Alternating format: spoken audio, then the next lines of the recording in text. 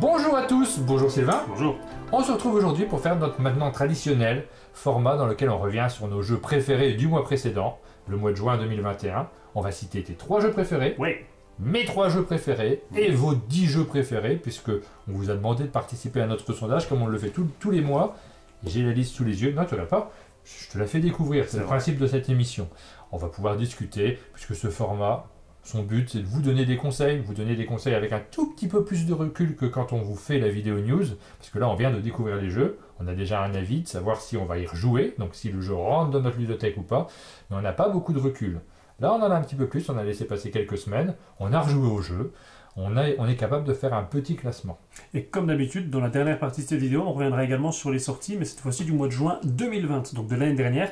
Cette fois-ci, on a beaucoup plus de recul, Oui. et c'est toujours très intéressant de voir les jeux qui sont restés dans le ludothèque, les jeux auxquels on n'a plus forcément joué, et vous faire redécouvrir peut-être des jeux. Voilà, c'est le plaisir de discuter ensemble, c'est à ça que servent toutes nos émissions, mais dans celui-ci on prend le temps de le faire. On se lance directement ? C'est parti. Et donc on commence par toi Martin, ton numéro 3, qu'est-ce que tu as choisi? Alors ça a été très compliqué ce mois-ci, je peux commencer en disant ça ? Oui. On le dit pas tous les mois. En fait, moi je vais le dire aussi. On le dit pas tous les mois, il y a des mois où c'est assez facile finalement de trouver des jeux, il y a même des mois où c'est compliqué parce qu'on n'a pas vraiment 3 jeux qu'on a adorés. Ça m'est arrivé sur les précédents mois. Cette fois-ci, j'en avais 6 ou 7 qui sont dans ma ludothèque, qui sont rentrés dans ma ludothèque auxquels j'ai très envie de rejouer. Moi j'en avais 5. Voilà, donc il faut que j'en sorte que 3 et j'ai l'impression d'être injuste pour les autres. J'ai quand même réussi à choisir mes 3 jeux préférés. Mon numéro 3, c'est Destinies. Destinies, c'est un jeu auquel je trouve quelques défauts, très honnêtement. Je trouve qu'il y a quelques langueurs dans le temps de se passer la tablette, de faire notre tour, parce que chacun joue son tour l'un après l'autre. C'est un jeu qui fonctionne très bien à 3 joueurs. On y a joué, nous, à 2 joueurs. Ouais. Je me dis qu'à 3 joueurs, il y a encore plus de temps d'attente entre chaque tour, mais ça fonctionne vraiment bien. Moi, on me l'a conseillé, et j'ai même des copains qui me disent ça, c'est un jeu qui ne se joue qu'à 3. Pour eux, c'est le jeu à 3, parce que comme ça, tu joues tous les personnages, tu sais, tu as toutes les interactions. Donc, je les crois sans aucun problème. Et la grande force de ce jeu, c'est l'ambiance qui ressemble à aucun autre. Moi, j'ai rarement vu autant d'ambiance dans un jeu de société. On en trouve des ambiances comme ça dans le jeu de rôle, mais dans le jeu de société, c'est très très réussi. Donc on est plongé dedans. L'ambiance, et tu parles surtout d'immersion aussi. Oui. On est vraiment immergé, on a envie de découvrir la tuile à côté, parce qu'on a une idée de ce qu'on doit faire, et on est vraiment dedans, c'est vrai. Donc on passe un très très bon moment en jouant à Destinies. Je vous le conseille, je vais y rejouer, et je suis très content de l'avoir dans ma ludothèque. Et toi Sylvain, ton numéro 3 ce mois-ci? Alors mon numéro 3, tu disais que c'était compliqué pour toi, moi aussi en fait, il a changé, parce qu'il y a vraiment 2 jeux que je voulais citer, parce que je les adore, mais il y en a un qui a pris la place de l'autre, et c'est Loading qui est resté en numéro 3.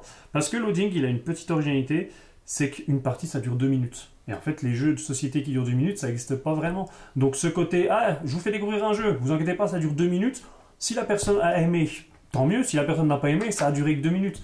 Et dans les souvenirs que j'ai, dans les parties que j'ai faites, je dis pas que tout le monde a envie de l'acheter après, mais par contre, j'ai pas eu vraiment de souvenirs de personnes qui m'ont dit j'ai pas aimé. Parce que ça ne dure que 2 minutes. Ouais. C'est frénétique. On va poser des cartes, on va vite passer le paquet à un autre joueur, on s'amuse autour de la table. Et évidemment, après ces 2 minutes, on a envie d'y rejouer. Donc, c'est pour son originalité que je veux le citer. Et j'ai passé un bon moment. C'est un jeu qui déclenche quelque chose autour de la table. C'est un jeu que j'aime bien avoir dans ma ludothèque, puisque tu vois, c'est le petit jeu qu'on prend en disant attends, on attend cette table-là qui n'a pas fini de jouer pour mélanger les joueurs, pour faire autre chose. Quand on fait des grandes soirées jeux, ce petit jeu-là, on va le sortir. Il y a un moment, je vais voir des joueurs y jouer. Ça crée une petite ambiance, ça crée quelque chose. Bah même plus que ça, parce que imaginons en club, on n'a pas eu l'occasion de le refaire, mais tu es en club, tu sors ce jeu-là, tu peux être sûr que toutes les tables d'à côté tournent la tête, certains seront agacés parce qu'ils sont dans un gros jeu, mais par contre, tu attires le monde, tu as envie d'aller voir ça en festival, ça je pense que ça peut vraiment faire du bruit. Bah, j'aime bien en fait que tu participes à cette émission, parce que moi je ne l'ai pas mis dans ma sélection, mais j'ai beaucoup apprécié. Simplement, j'ai tendance à mettre des jeux un petit peu plus gros dans mes classements personnels, et très souvent, quand on fait notre sélection, bah, tu vas citer des jeux que moi je n'ai pas cités, parce que forcément c'est ma sélection. Ça ne veut pas dire que je ne l'ai pas aimé, je l'ai trouvé très, très efficace. J'enchaîne avec mon numéro 2. Oui. Du coup, tu peux ressortir la boîte de Destinies. Ah, parce que moi, Destiny, je l'ai mis en numéro 2. Donc on en a déjà parlé. Hein, oui, c'est pour les raisons que tu as dit. En fait, c'est vraiment très immersif. On a envie de continuer. Ce que j'aime bien, moi, c'est qu'il y a quand même une asymétrie. On a chacun un personnage différent. On a chacun une mission différente et on a une espèce de contre-la-montre parce qu'on doit vite terminer avant que l'autre joueur ne termine et à la fin on sent cette tension parce qu'on sent que les deux on était proches de la fin et quand on a discuté un petit peu, quand on a débriefé à la fin on se rend compte que même si on a des objectifs différents c'est sur la même histoire, donc tu as des éléments que je n'avais pas, des éléments que tu n'avais pas, donc j'ai pris plaisir à y jouer, j'ai pris plaisir à débriefer après et donc ce côté mélange entre la tablette qui va nous donner plein d'options et le jeu de plateau, j'ai passé un très bon moment, j'ai envie d'y revenir, j'ai envie de tout faire, donc je le mets dans mon classement. Et tu sais que j'ai plein de matériel en plus moi parce que j'avais tout le matériel du Kickstarter, ouais, donc il y a quoi faire. Une belle nappe, des boîtes supplémentaires, il y a vraiment matière à y rejouer, il va falloir qu'on se prévoie des soirées jeux, c'est ça. Si on y arrive, parce qu'on en fait très peu en fait. Hein. On a très peu le temps. Mon numéro 2, c'est Dune Imperium. Ok.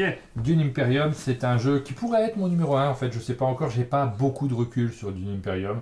C'est un jeu de deck building, mais pas que. C'est aussi un jeu de plateau, mais pas que. C'est pas qu'un jeu dans lequel on va gérer des ressources, c'est surtout un jeu dans lequel on va jouer avec les joueurs qui sont présents autour de la table, puisqu'il va falloir vraiment essayer de surveiller ce que les autres font, de leur piquer des points de victoire au bon moment, de les bloquer sur certaines zones. On retrouve tout ça à l'intérieur de ce jeu relativement simple, mais vraiment riche. J'ai vu qu'il y avait une extension qui allait sortir dans pas très longtemps. Il y a aussi une extension qui sortira pour Narak. Les bons jeux ont des extensions en général, donc je suis très très content de ça. J'ai beaucoup apprécié. Moi, j'en ai fait que 2 parties pour l'instant. C'est un petit peu insuffisant pour savoir où je le place dans mon panthéon personnel. On en reparlera l'année prochaine, quand on fera le bilan. Du coup, est-ce que tu y allé aussi parce qu'il y a le thème Dune? Parce qu'il y a beaucoup de joueurs qui apprécient ce thème science-fiction. Toi, à la base, c'est aussi un thème qui te plaisait? Je suis content qu'il y ait une licence qui me parle un petit peu, mais c'est pas... je suis assez peu sensible en fait aux licences de manière générale. Donc c'est pas la raison principale, hein, ça suffit pas. Non, moi, c'est vraiment, je parle de la mécanique de jeu. Okay. Moi, je l'ai pas mis dans mon classement. C'est un peu plus gros pour moi, pour le type de joueur que je suis. Par contre, j'y ai joué parce que c'est du deck building et j'aime ça. Et j'ai passé un chouette moment également. Comme tu dis, il y a beaucoup d'interactions entre les joueurs, notamment au niveau des batailles qu'on va se livrer. Donc on va devoir un petit peu s'y préparer. Donc c'est vraiment un chouette jeu. On termine avec notre numéro 1. J'ai une petite idée du tien. On va voir, vas-y. Il est juste à côté, tu peux le sortir si tu sais je pense que c'est ça. Duquel il s'agit. Alors j'ai toujours pas la version qui vient de ressortir, qui est beaucoup plus jolie que celle-ci.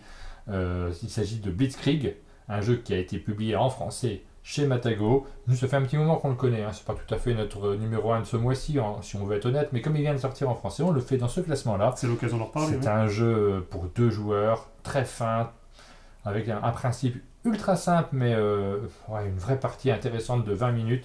Ne vous fiez pas au thème, c'est pas du tout un wargame, c'est un jeu qui va reprendre effectivement le thème de la Blitzkrieg, de la guerre éclair, mais qui vous donne quand même des sensations qui sont vraiment des sensations de jeu à 2 modernes.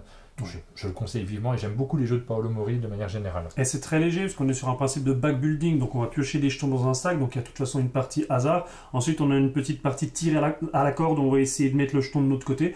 Ça marche très très bien. Et tu l'as pas mis en numéro 1 toi? Non, je l'ai pas mis. Tu l'as même pas mis dans ton classement? Tu as beaucoup plus joué que moi. Bah tu as joué aussi. C'est vrai, mais... C'est impossible de pas mettre ce jeu dans son classement, il est tellement bien. Il y a peu de bijoux de ce niveau-là. Quand on dit qu'il y a des classements qui sont très compliqués, bah oui, ça en fait partie, il y a beaucoup plus de jeux. Sinon on fait des top 10 aussi, hein. Puis là je le fais apparaître. Ah oui, mais non, ça veut dire qu'il arrive derrière Destiny chez toi? Ça veut dire qu'il arrive derrière Loading? Ouais, parce que c'est impossible. Ça correspond à mon type de joueur. Et je te confirme également qu'il arrive derrière Olé Guacamole, parce que Olé Guacamole, c'est mon top 1 de ce mois-ci. Donc là, c'est pareil, encore une fois, du petit jeu, simplement un jeu de cartes dans lequel on va piocher une lettre, le B par exemple. Je vais devoir dire un mot qui n'a pas la lettre B, par exemple, je vais dire une pioche. Ensuite, toi, tu pioches une carte, il y a une deuxième lettre qui apparaît, un U. Tu dois donner un mot sans B, sans U, mais par contre qui a un rapport avec le mot pioche. Et ensuite, on continue comme ça autour de la table. Donc c'est très léger.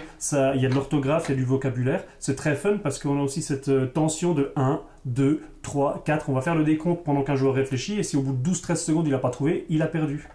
C'était la vidéo news dans laquelle Sylvain vous réexplique le jeu. Enfin, c'est possible parce qu'effectivement, il est très rapide celui-là. Je vous ai tout dit, à part quelques petites cartes spéciales, je vous ai tout dit. Et oui, c'est un très bon jeu. Je suis très content de le sortir. Les parties sont ultra rapides. Pour moi, c'est difficile de placer des jeux ultra rapides, ultra simples, devant des gros jeux où j'ai l'impression que forcément le temps que je passe à la table est important. Mais ça ne veut pas dire qu'il est moins bon que ceux que j'ai mis dans mon classement. J'ai pris beaucoup de plaisir à y jouer. Je reprendrai encore beaucoup de plaisir à y jouer parce qu'on va pas mal le sortir. Et puis moi, les jeux de lettres, les jeux dans lesquels on joue avec les lettres et avec les connaissances, ça me plaît énormément de manière générale. Donc je suis bien content que tu l'aies mis aussi pour qu'on puisse le citer.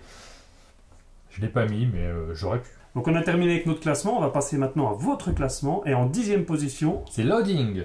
Loading qu'on vous a présenté en vidéo. Donc si vous ne connaissez pas encore ce jeu, allez voir la vidéo qu'on a faite. Ensuite en 9e position, Alsing. Alsing, un jeu sur lequel nous allons faire une vidéo. On ne l'a pas encore tourné au moment où on enregistre celle-ci en tout cas. Un petit jeu de deck building pour 2 joueurs. Vous l'avez bien apprécié puisqu'il se place 9e dans ce mois très compliqué. 8e position.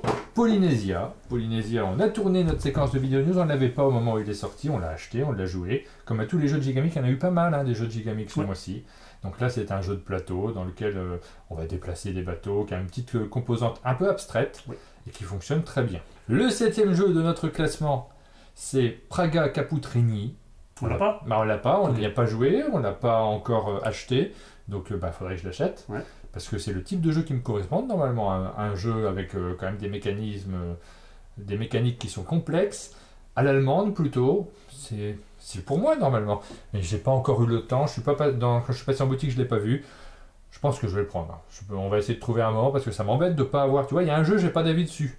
Mais c'est très bien qu'il soit dans le classement, parce que c'est vrai qu'on n'en a pas du tout parlé. Et parfois, on pourrait penser que les jeux, forcément, si vous regardez notre chaîne, vous avez peut-être tendance à mettre en avant des jeux qu'on a présentés, parce que vous avez eu l'occasion de les voir. Mais c'est vrai qu'il y a des jeux comme ça dont on n'a pas parlé, qui arrivent dans le classement. Donc c'est l'occasion pour vous de nous faire découvrir également des jeux. Il y a toujours un en général. Je sais pas si tu as remarqué, à chaque émission, il y a un jeu auquel nous n'avons pas joué. Ça veut dire déjà qu'on en couvre pas mal. Hein. Ça demande du temps et du travail de réussir à voir tous ces jeux. Donc là, c'était le 7e? Ouais. 6e. Le 6e est beaucoup trop bas dans votre classement. Je ne sais pas ce que vous avez fait, mais Blitzkrieg, ça ne peut pas être 6e. C'est un des meilleurs jeux de l'année. C'est impossible de mettre... Je pense simplement les gens n'ont pas assez joué. On verra où est les guacamole.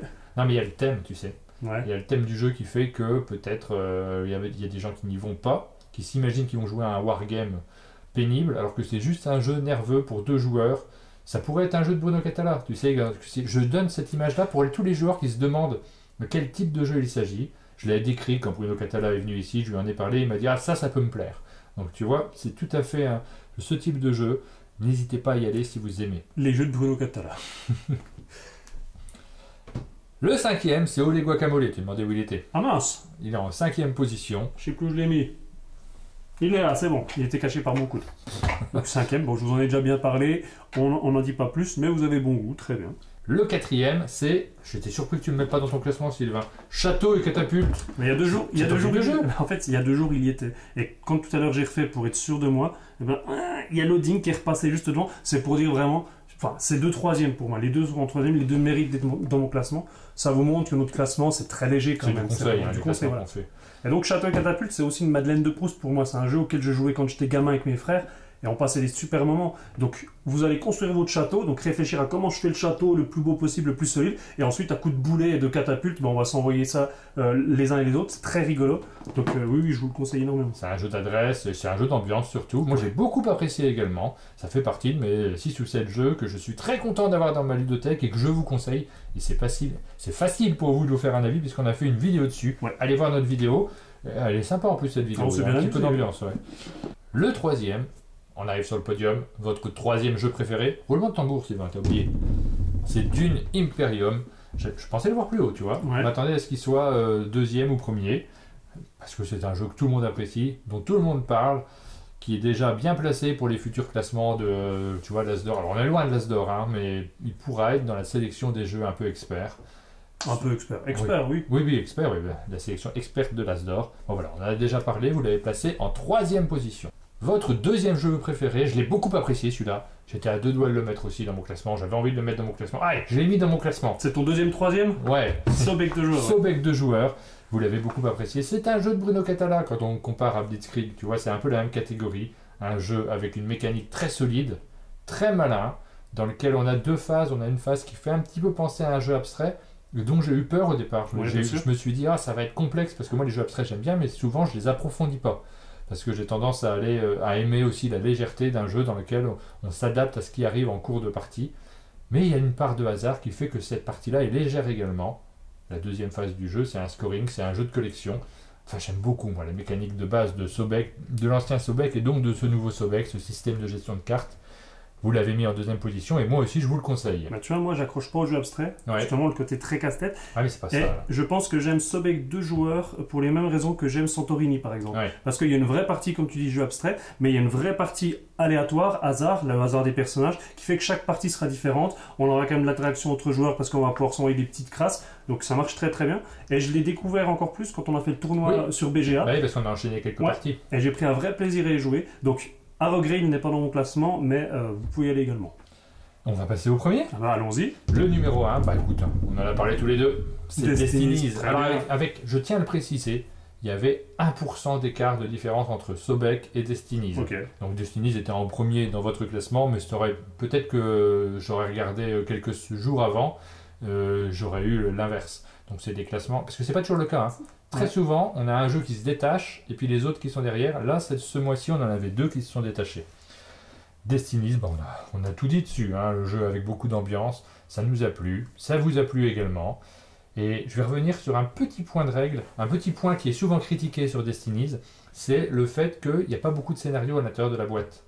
Et cet aspect-là, il y a des joueurs qui le critiquent en disant « Bah oui, mais moi je veux ressortir mon jeu 30 fois, 40 fois, et dans Destiny, je sais que je vais pouvoir en faire une dizaine de parties maximum. » C'est pas beaucoup, donc c'est un défaut du jeu. J'en ai discuté avec l'éditeur, parce qu'il a très souvent, on leur donne cette critique-là, et eux, ils ont les statistiques, tu sais, sur tablette. Ils peuvent voir, parce que comme c'est un jeu avec application, ils peuvent voir combien de fois les applications ont été ouvertes. Et en fait, très souvent, les joueurs mettent beaucoup de temps pour arriver au bout de leur jeu. Ils font pas tant de parties que ça d'un même jeu. Donc cet argument, c'est un argument qui est un peu générique, mais qui, dans la pratique, ne s'applique pas vraiment à ce que l'on peut observer. Alors ça s'applique à ceux qui peut-être ne l'achètent pas, ne franchissent pas le cap de l'achat, parce que justement ils ont peur de ne pas pouvoir peut-être oui. Il y a des joueurs qui probablement on ne peut pas critiquer les choix des joueurs, c'est pas du tout ce pourquoi je dis ça, mais je remarque, et c'est vrai, hein, de notre usage c'est le cas aussi, c'est rare qu'on fasse 50 parties d'un même jeu. En fait on en fait très peu, donc quand un jeu est très bon sur ces quelques parties, il remplit son objectif. Bref, c'est un jeu qu'on vous conseille. Dernière partie de cette vidéo, les jeux sortis en juin 2020. Il y en a eu beaucoup également, je vais trier un petit peu. En 2020, c'était le mois pendant lequel était sorti Dual Powers Révolution 1917, un jeu qu'on avait découvert à Cannes. J'avais trouvé les mécaniques super, j'avais hâte d'y jouer. J'ai jamais joué. Voilà. Non mais c'est vrai, je ne l'ai pas acheté après. Ouais. On est un petit peu passé à côté. Je me demande si Jérôme ne l'a pas acheté. Donc voilà, cette séquence c'est pas super intéressant sur ce jeu-là, mais rassurez-vous, on a joué à d'autres jeux. C'était le mois de T42. Ouais, le petit jeu qui avait une mécanique de bataille moderne. De Cédric Chabouty, c'est ça, si je me souviens bien.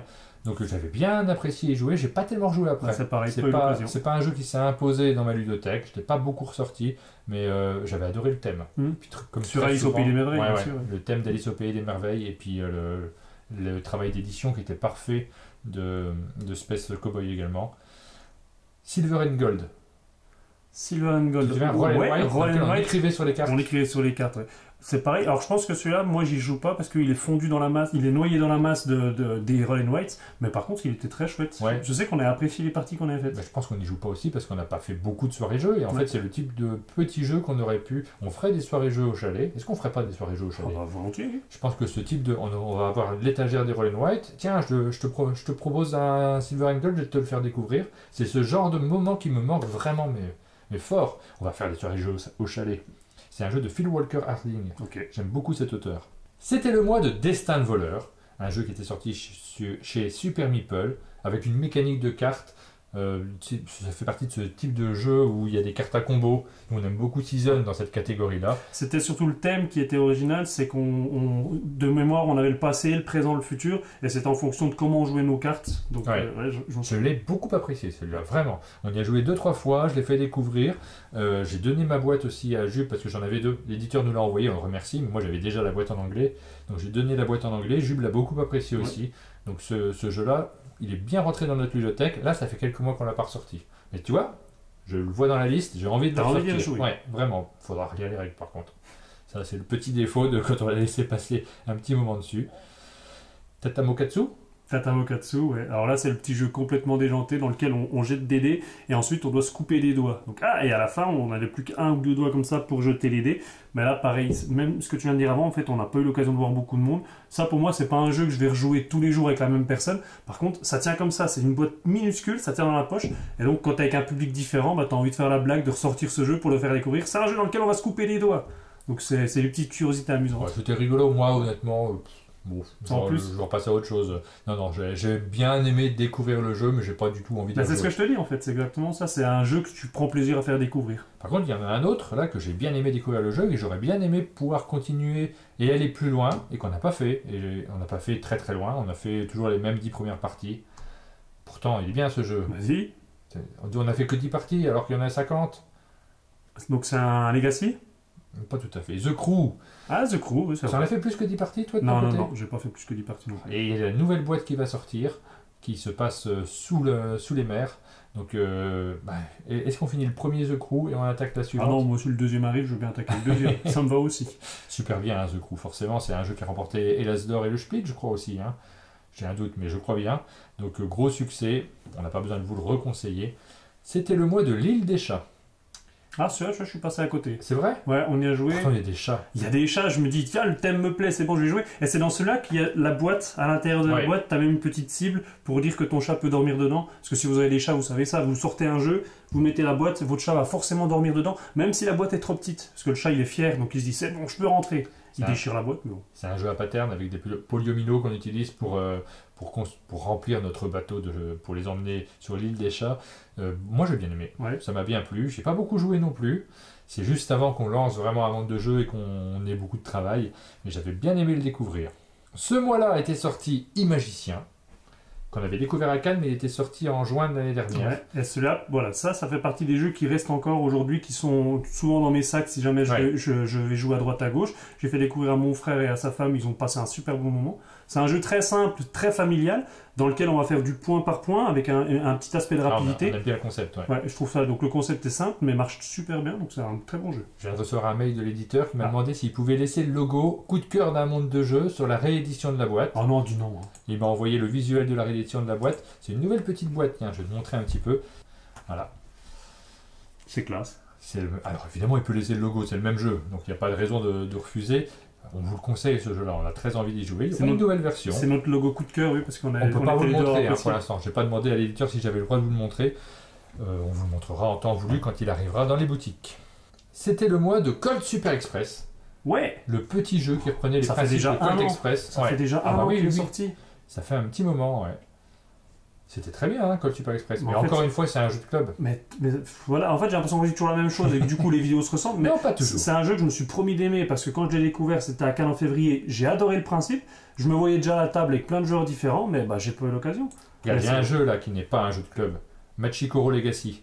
Là, c'est un jeu plutôt familial qu'on joue un Legacy sur le principe de Miniville. Miniville, voilà, Machikoro, c'est le nom japonais, je pense, mais c'est maintenant c'est le nom international. Je pense que ça s'appelle comme ça partout. Mais c'est Miniville, si vous l'avez connu, ce petit jeu avec des cartes, avec des dés très simples. Et là, ils en avaient fait un Legacy. On avait fait quelques parties. On avait commencé avec Joseph et Lily, avec tes enfants. Et très bien. J'avais bien aimé. Mais ça, c'était à Noël quand on avait un peu de temps.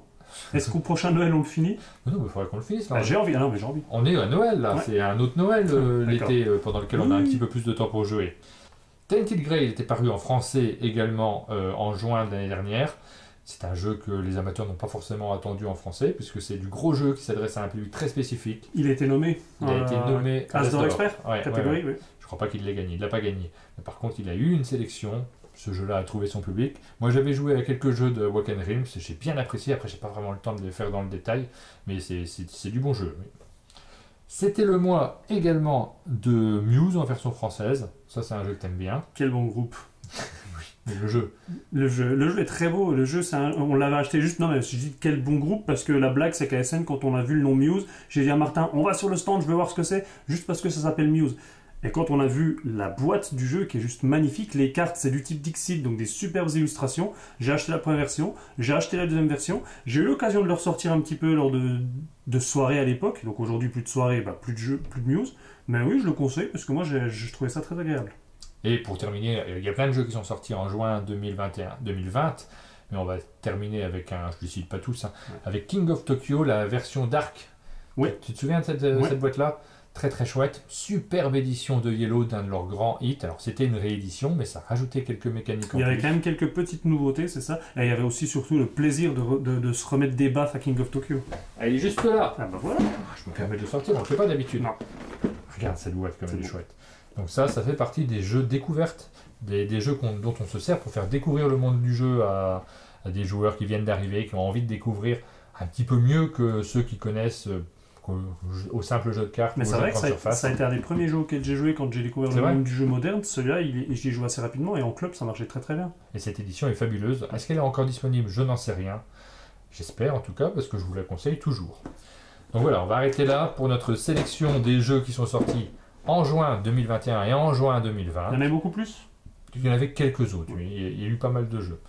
On vous donne rendez-vous le mois prochain pour une nouvelle sélection de jeux préférés du mois de juillet. Normalement, il y a une moins grande sélection, mais il y a quand même quelques jeux qui m'ont beaucoup plu. Moi, déjà, pareil, donc, on a déjà commencé un peu à découvrir des vraiment bons. Donc, il y aurait de quoi faire. Ça va être bon. Comme d'habitude, si cette vidéo vous a plu, n'hésitez pas à mettre un j'aime, des commentaires. Abonnez-vous à la chaîne Monde de Jeux pour ne rien louper de notre actualité. Et on vous dit à bientôt.